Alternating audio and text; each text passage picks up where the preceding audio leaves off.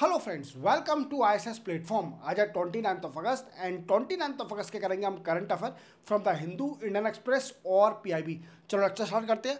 ये वीडियो 12 बजे आता है टिल 31 अगस्त तक। ये 12 बजे मिलेगा आपको। देन आफ्टर 1 सितंबर से मैं लाइव आने वाला हूं, जिसमें आपको न्यूज़पेपर एनालिसिस के वीडियो सारे लाइव हो जाएंगे।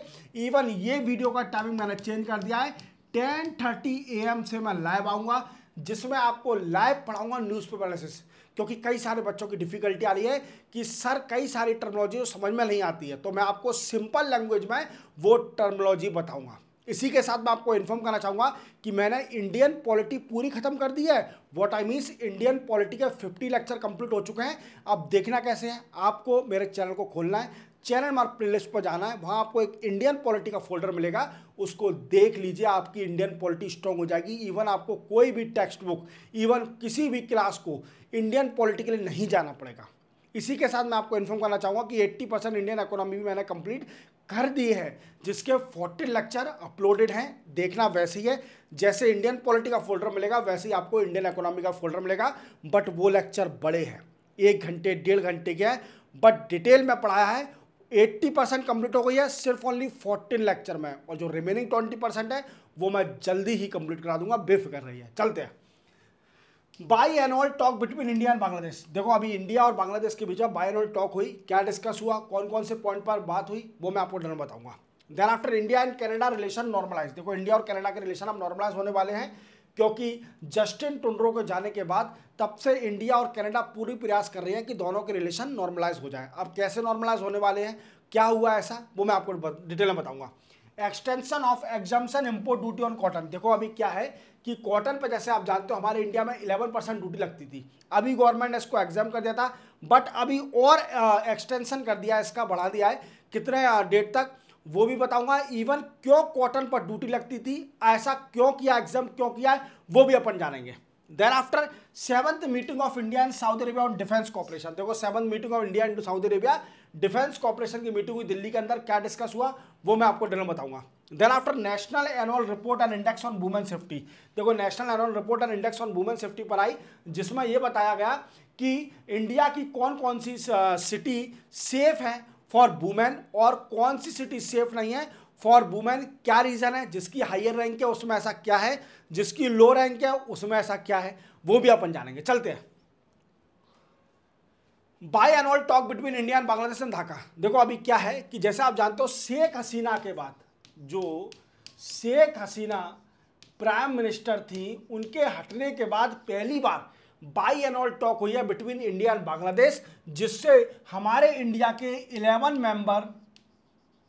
11 members of India delegate, of Indian delegate गए थे कहां पर, ढाका में, जिसको लीड किसने किया, lead by BSF border security force के जो डीजी हैं, क्या नाम है इनका, दिलजीत सिंह चौधरी, ये गए हैं। क्लियर। और डिस्कस हुआ कब से कब तक चली, 26 अगस्त से लेकर 28 अगस्त तक ये मीटिंग चली। इवन वहां के भी जो बांग्लादेश के बॉर्डर फोर्स हैं, जिसको बोलते हैं बॉर्डर गार्ड बांग्लादेश, इनकी तरफ से भी डेलीगेट, और डिस्कस क्या हुआ, जिसको शॉर्ट में बोलते हैं बीजीबी। क्या, बीजीबी। अब इनमें डिस्कस हुआ, 2 या 3 दिन डिस्कशन चला। अब क्या डिस्कस हुआ, देखो जैसे आप जानते हो कि शेख हसीना जब से हटी है प्राइम मिनिस्टर पद से और इवन इंडिया आ गई, तब से इंडिया और बांग्लादेश के रिलेशन बिगड़े हुए हैं। मतलब इवन आप देखोगे कि कभी insurgency, illegal insertion, even insurgency और इलीगल इन्फिल्ट्रेशन, ये कई सारे इशू हैं। इवन जो बांग्लादेश के क्रिमिनल हैं वो इंडियन नेशन पर, बीएसएफ के पर्सनल पर वो अटैक कर रहे हैं, असल्ट कर रहे हैं, इवन उन पर स्टोन पेल्टिंग करते हैं, पत्थर फेंकते हैं, जो भी बांग्लादेश के क्रिमिनल हैं। तो सबसे पहला डिस्कशन ये स्टार्ट हुआ कि जितने भी ये अभी अटैक हो रहे हैं, क्या, control on attack, assault, stone pelting on BSF personnel, पूरे पॉइंट बताऊंगा अभी किस किस पर डिस्कस हुआ। BSF personnel, Indian nation by Bangladesh criminal, by Bangladesh criminal. तो पहला क्या बोला कि बांग्लादेश की जो ऑथोरिटी है वो सबसे पहले कंट्रोल कर रहा है कि जो अटैक हो रहा है, असल्ट हो रहा है, स्टोन पेल्टिंग हो रही है बीएसएफ पर्सनल पर और इंडियन नेशन पर, जो कि बांग्लादेश है क्रिमिनल है। समझे मेरी बात को। Then after control air violation, air violation पर भी टॉक हुआ क्योंकि कई सारे ड्रोन आ रहे हैं, इलीगल एंटर कर रहे हैं हमारे इंडिया में, इनको भी बांग्लादेश ऑथोरिटी को कंट्रोल करना पड़ेगा। देन आफ्टर सिंगल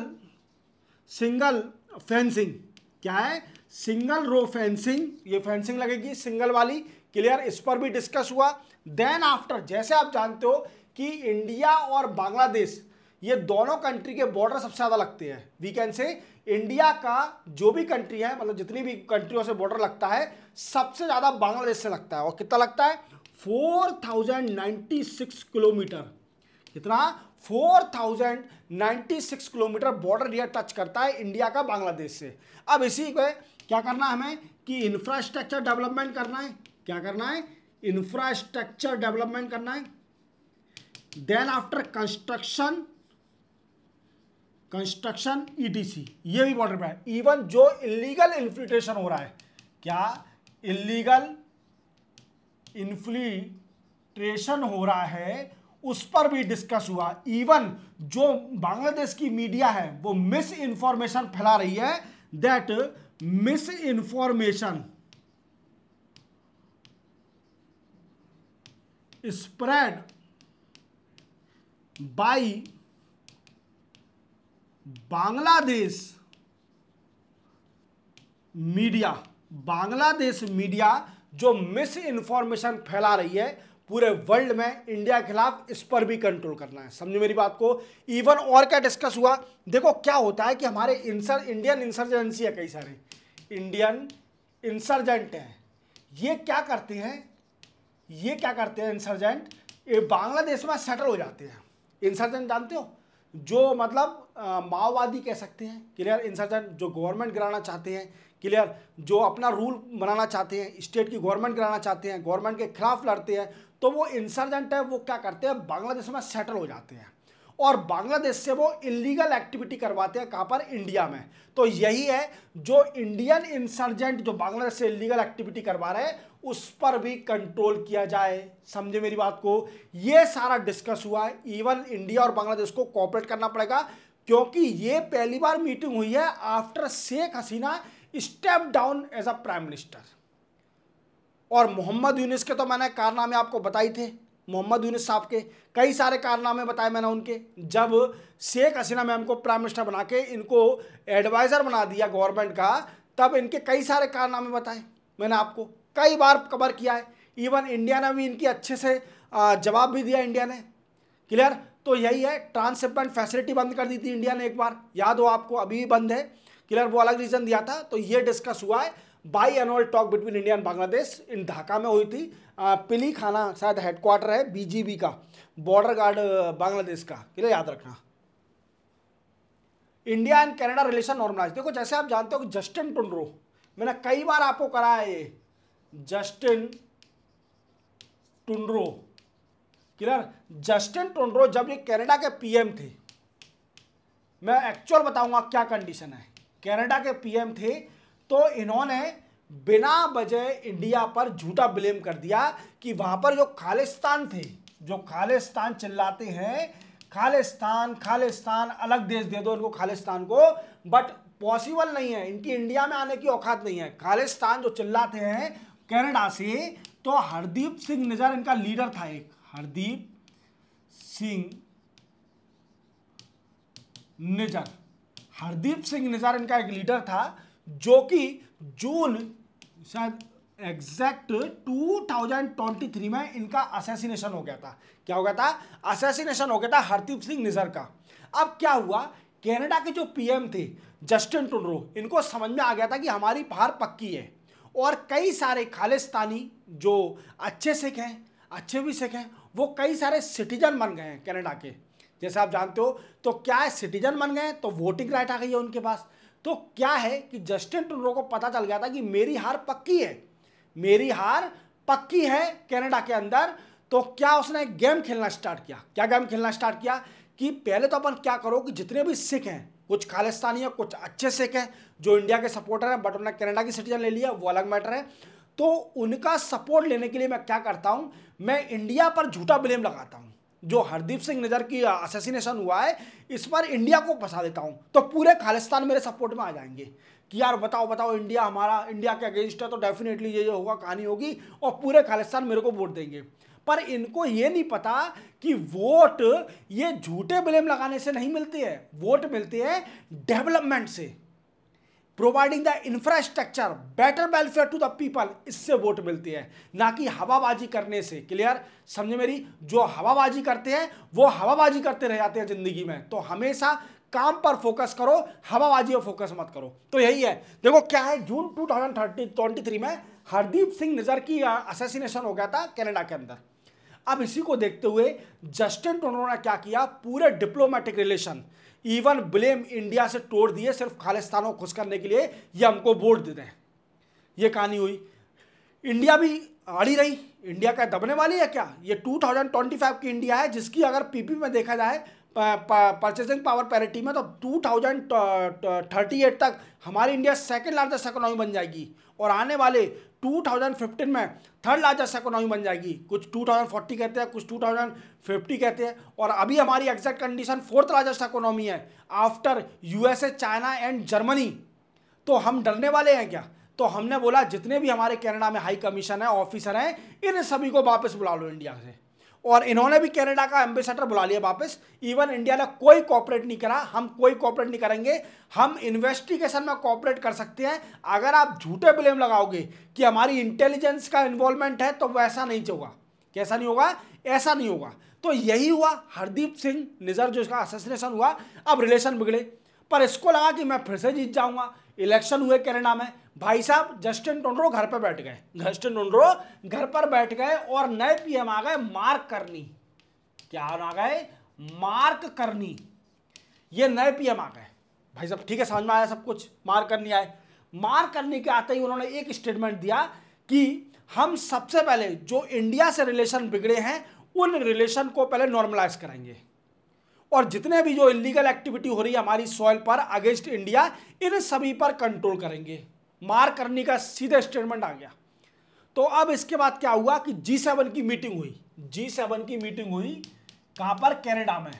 हालांकि India is not a member of G7, but India is always invited as a powerful country. Clear? क्योंकि क्या है, जो अच्छी कंट्री होती है वो G7 में आती है, क्योंकि ये G7 ग्रुप जो है, it is a industrializing country group. समझे मेरी बात को। तो मोदी साहब को बुलाया गया। मोदी साहब की फिर बायलैटरल मीटिंग हुई, किसके साथ? मार्क कर्नी के साथ। मार्क कर्नी के साथ बायलैटरल मीटिंग हुई, तो मार्क कर्नी ने डिस्कस किया कि हम अपने रिलेशन को एनहांस करेंगे। सबसे पहले क्या करेंगे कि जो हमारे हाई कमिश्नर अपनी अपनी कंट्री में लौट गए, पहले तो हम हाई कमिश्नर अपने अपॉइंट करेंगे। तो भाई साहब कहानी यहां हुई। अब आए हाई कमिश्नर, एक हमारे इंडिया के स्पेन में हाई कमिश्नर हैं, जिनका नाम है दिनेश के पटनायक। क्या नाम है? दिनेश के पटनायक अभी हमारे स्पेन में हाई कमिश्नर है। अब इनको कनाडा भेजा जाएगा। कनाडा में इनको अपॉइंट कर दिया। कनाडा के जो एम्बेसडर होंगे, हाई कमीशन होंगे। इवन कनाडा ने भी इंडिया में भेज दिया क्रिस्टोफर। किसको भेज दिया? क्रिस्टोफर क्वार्टर जी को भेज दिया। किसको? क्रिस्टोफर क्वार्टर जी को। और ये रिलेशन हम सुधर जाएंगे। इंडिया और कनाडा के रिलेशन अब सुधरने वाले हैं। तो पूरी कहानी समझ में आ गई। What is the actual issue between India and Canada. अब नॉर्मलाइज हो रहे हैं। मार्क कर्नी अच्छे आदमी है, समझदार है। Exemption of import duty on cotton extent. देखो क्या है कि कुछ टाइम पहले मैंने एक शॉर्ट बनाया था, जिसमें आपको बताया था कि इंडिया ने इंपोर्ट ड्यूटी जो पहले कॉटन पर 11% इंपोर्ट ड्यूटी लगती थी। कितनी परसेंट लगती थी? 11% इंपोर्ट ड्यूटी लगती थी। क्यों ऐसी लगती थी? क्योंकि जो छोटे कॉटन प्रोड्यूसर हैं उनको लॉस ना हो, उनका भी बेनिफिट हो। बट क्या हुआ कि आप जैसे आप जानते हो कि 50% टैरिफ के बाद 50% टैरिफ के बाद क्या हुआ कि रेडीमेड गारमेंट और टेक्सटाइल अपरेल सेक्टर ये कई सारा एक्सपोर्ट होता था यूएसए के अंदर, अब कम हो गया है क्योंकि 50% टैरिफ हो गया है और लॉस भी हुआ है इंडिया को। क्लियर? तो क्या है, इंडिया उनको बेनिफिट देने के लिए इंडिया ने बोला कि आपको एग्जाम दे दिया, हमने 0% ड्यूटी कर दी, जो 11% कॉटन पर ड्यूटी थी फॉर इम्पोर्टिंग। समझ में आया? बट इन्होंने लिमिटेड टाइम दिया था, शायद सितंबर तक का टाइम दिया था, सितंबर तक का टाइम दिया था, 30 सितंबर तक का। बट अब क्या है कि जो यूनियन है इनकी, जो यूनियन है, उन्होंने बोला कि अभी इसको और एक्सटेंड करो ड्यूटी फ्री को, क्योंकि हमारा लॉस रिकवर नहीं हो पाएगा 30 सितंबर तक। क्लियर? ठीक है। तो गवर्नमेंट ने बोला ओके, अभी हम सब कुछ करेंगे आपके लिए, आप तो डिमांड करो, क्योंकि we are cooperating with industries federation as well as union because we are facing the 50% tariff, और हमारी कंट्री में जो भी परेशान है उसकी मदद करना गवर्नमेंट की रिस्पॉन्सिबिलिटी है। तो गवर्नमेंट ने इसको एक्सटेंड कर दिया, और एक्सटेंड करके कर दिया 31 दिसंबर तक एक्सटेंड कर दिया 11% ड्यूटी। तो समझ गए मेरी बात को? 11% ड्यूटी को जो फ्री कर दिया है, एग्जाम कर दिया है कि 0% ड्यूटी लगेगी if import any import exporter import the cotton from the different country, then duty 0 लगेगी, और it extend up to the 31 December. याद रखना। 7th meeting of India and Saudi Arabia joint committee on defence corporation. देखो अभी क्या है, दिल्ली में अभी मीटिंग हुई, 7th meeting of India and Saudi Arabia के बीच में, किस बात पर? डिफेंस कॉर्पोरेशन पर। किस पर? डिफेंस कॉर्पोरेशन पर। क्या डिस्कस हुआ? देखो सबसे पहले डिस्कस हुआ कि इंडिया सऊदी अरेबिया की क्या करेगी, इंडिया प्रोवाइड ट्रेनिंग टू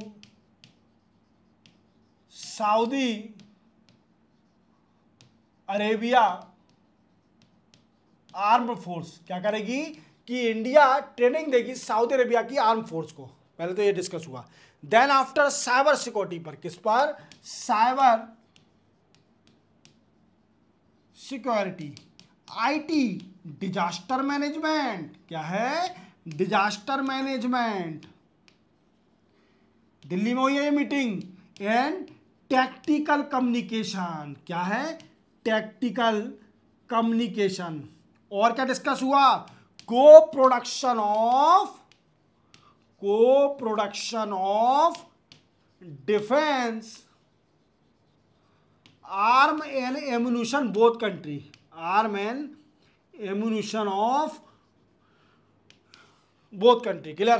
क्या करेंगे? को प्रोडक्शन क्या होता है कि दोनों जॉइंटली मिलकर प्रोड्यूस करेंगी, और हमारा इंडिजिनस जो प्लान है आत्मनिर्भर, वो सफल करना है हमें कैसे भी करके, क्योंकि हमें आत्मनिर्भर बनना है 2047 तक। हमें किसी भी देश के ऊपर डिपेंड नहीं होना है इन टर्म ऑफ एनीथिंग। समझे मेरी बात को? चलते अपन आगे।